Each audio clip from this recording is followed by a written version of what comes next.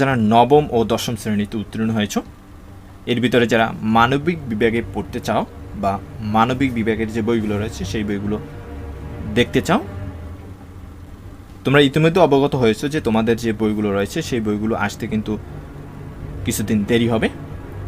এর আগে তোমরা অনলাইন থেকে ডাউনলোড করে পড়তে পারো।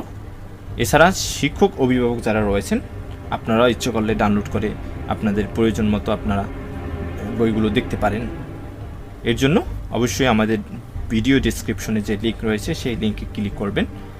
লিঙ্কে ক্লিক করার পর আপনাদের একটি ব্রাউজে নিয়ে যাবে। সেই ব্রাউজে আপনারা আপনাদের যে মানবিক বিভাগ রয়েছে সেই মানবিক বিভাগের সাবজেক্টগুলো দেখতে পাবেন।